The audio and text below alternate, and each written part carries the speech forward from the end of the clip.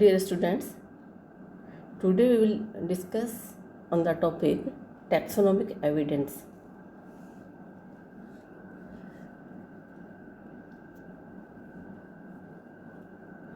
What is taxonomic evidence? The taxonomic evidence is the information used in a context for a purpose such as identification and classification of plants. In the search of taxonomic characters, all sources of taxonomic evidences are scanned. According to Bailey 1949, a natural system of classification should be based on analysis and harmonization of evidence from all organs, tissues, and parts. Morphological characters of plants have been used both for classification and diagnostic purpose, but external morphology study is not adequate, so other branches of botany such as anatomy, palynology, chemotaxonomy, embryology have played significant role in the plant taxonomy. So these sources of taxonomic evidences we will discuss one by one. Number one is anatomy. Anatomical characters of the vegetative organs of flowering plants have been employed with great success to the solution of taxonomic problem and phylogenetic relationship. Anatomical characters have also proved very helpful in the identification of fragmentary material that is of economic importance and of herbarium specimen which are not accompanied by flowers and fruits. Some important anatomical characters are: number one is epidermis. The shape of epidermal cells, thickness and characteristics of their wall, nature of sculpting on their walls as seen in the surface views, and inclusions of epidermal cells provide useful taxonomic criteria. Example: in the systematic of family Gramineae, there is importance of papillate and silicified epidermal cells, and the details of silica body distribution as seen in the surface view of the leaf also provide good taxonomic criteria in the family Cyperaceae. The epidermal cells has also proved useful in the treatment of some other taxa also. Trichomes also useful in the taxonomic evidences. Trichomes present of leaf and stem epidermis are very useful for systematic comparison because of their diversity, their universal presence in the angiosperms, and simple means of their preparation. Next is stomatal characters. In stomatal characters, such as their morphology, spatial relationship to the neighboring cells, number and arrangement of subsidiary cells, and their ontogenetical pattern helpful in the systematic and phylogenetic considerations. Examples: the utility of stomata in the systematics of some families like Gramineae, Rubiaceae, Acanthaceae, Scophulariaceae, and several other taxa have been shown. Second anatomical evidence is leaf anatomy and venation.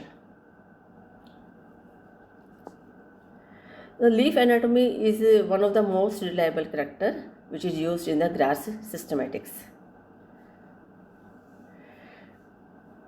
Two distinct types of grasses, that is festocoid and panicoid type, are recognized on the basis of internal tissues on the basis of arrangement of internal tissues in the blade.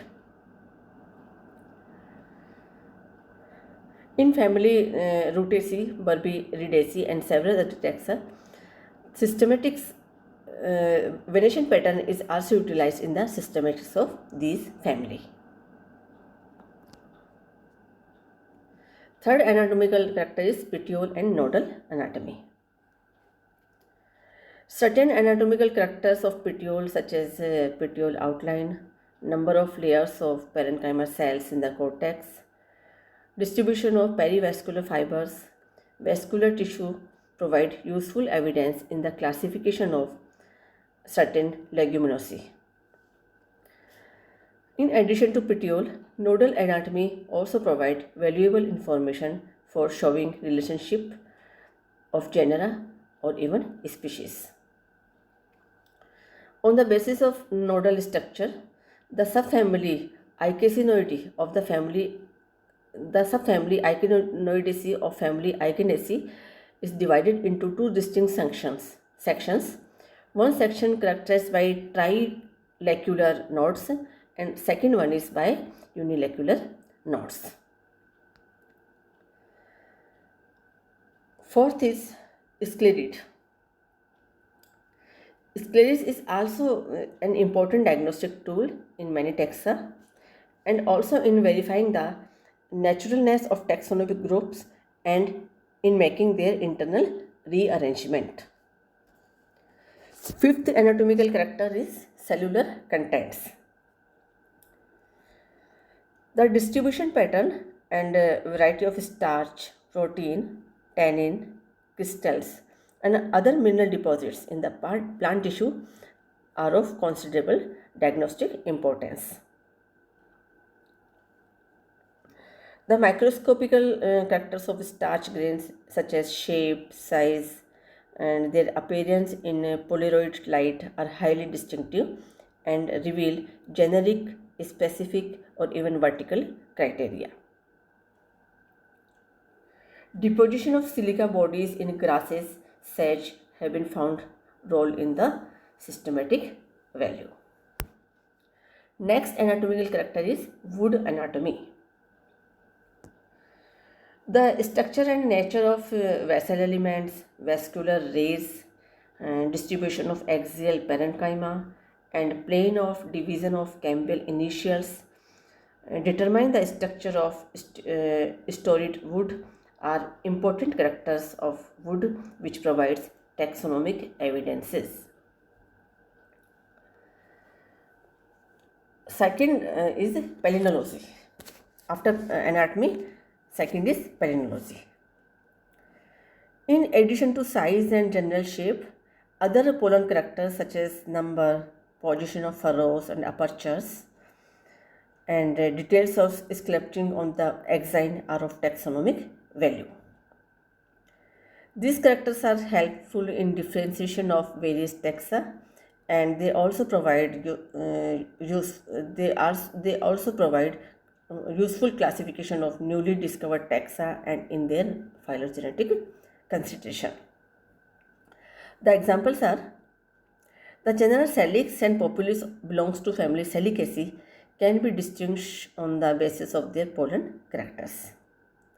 Salix has long and narrowed 3-furrowed pollen, and Populus has spherical pollen without distinct apertures. And second example is in Betulaceae. The thickening of axine around the pores make it distinction characters for the different genera of Betulaceae. And two genera of family Phytocalaceae, Phytoleuca and Rivinia.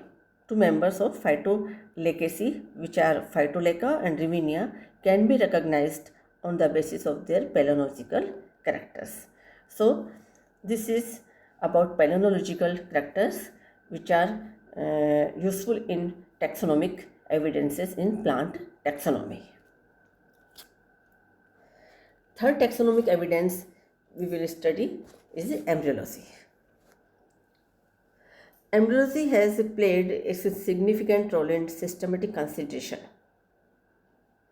There are certain families which are especially marked out by their embryological features. Examples are family podostemacy are marked by the presence of pseudo embryo sac, biosporic type of embryo sac, occurrence of pollen grains in pair, tenunuclear bitegmic ovule, and a prominent suspensor hosteria. And family onocracy is characterized by the universal occurrence of ontherotype of embryo sac, which is not found in any other family except as an abnormality. In family Cyperaceae, in all taxa, only one functional megaspore is formed in each pollen mother cell instead of normal 4 microspores as in the vast majority of angiosperms.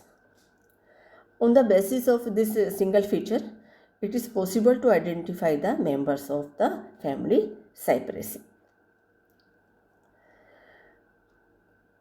Like this, the embryology of family Orchidaceae is also characterized by the absence of an endosperm. Next is cytological evidence. Cytology has made an outstanding contribution to the taxonomy. Cytological characters such as chromosome number, chromosome morphology, behavior at meiosis, polyploidy, chromosomal aberrations are of considerable taxonomic value.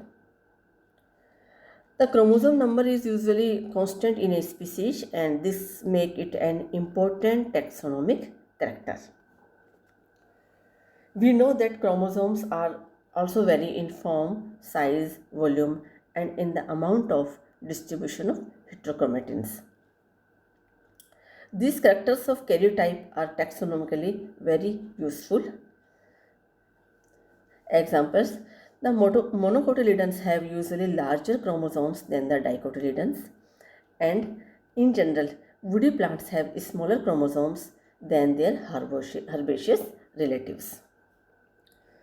Examples of some families: in family Ranunculaceae, chromosome number and chromosome morphology has provided basis for more natural arrangement of genera and tribes. Two major tribes of family Ranunculaceae, that is Heliboria and Anemone, have genera with base chromosome number of 7, 8 and 9, and both the tribes have genera with large and small chromosome type. Next example is the genera Agave and Yucca, placed in two separate families, that is Emeraldaceae and Liliaceae, by some earlier workers. They have 5 long and 25 short chromosomes, but their karyotype similarity justify their inclusion in a single family Agaveaceae, as it has been done by Hutchinson. Similarly, two genera of family Brassicaceae, Physaria and Lascurera, were recognized by many as a single genus.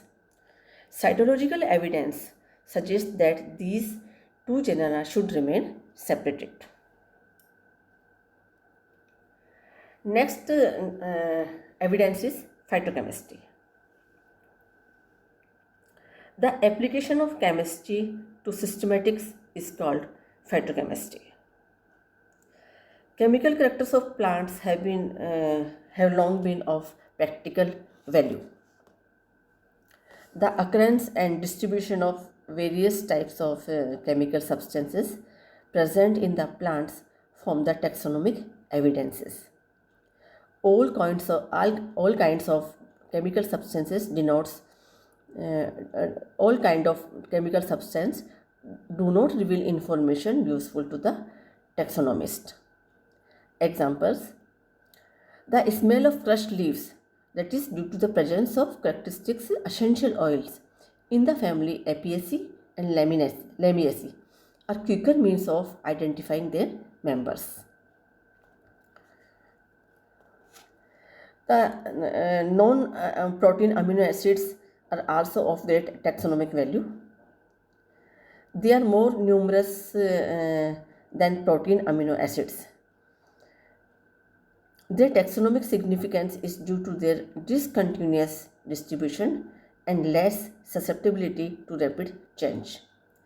Such amino acids are present in unusually high concentration in the seeds of family Fabaceae. And on the basis of distribution of these amino acids, 7 infrageneric groups have been recognized in the genus Lathyrus. Now, phenolic compounds. Phenolic compounds are present in plants in considerable number, diversity, and quantities. Their quick extraction and easy separation by paper chromatography make them popular from taxonomic view of point. Next, phytochemical evidence is flavonoids. Flavonoids are the largest group of naturally occurring phenols, and they are most often studied in chemical taxonomy. Various types of flavonoids include flavones, flavonones, isoflavonoids, flavonols, anthocyanins are found in plants. Flavonoids from vegetative part and seeds provide more reliable taxonomic evidence than flower pigments. Now next is alkaloids. Alkaloids, which are a heterogeneous group of organic nitrogen containing bases, are distributed throughout the plant tissue and are present in the vacuoles in the form of salts. There are over 5,000 alkaloids reported from angiosperms and mostly from dicotyledons. Distribution of alkaloids has proved useful in the taxonomy of family Fabaceae. 3 genera of Fabaceae, that is Genista, Amodendron and Adenocarpus, contain amidodendrin, histidine alkaloids. Of this, Genista and Anidocarpus were included in the Genistae, whereas Aminodendron was placed in the Sophorie, a tribe characterized by the presence of metrin alkaloids. This suggests the transfer of Amodendron to the tribe Genistae. So, these are the taxonomic evidences we used in the classification and phylogenetic relationship of the plants. Thank you.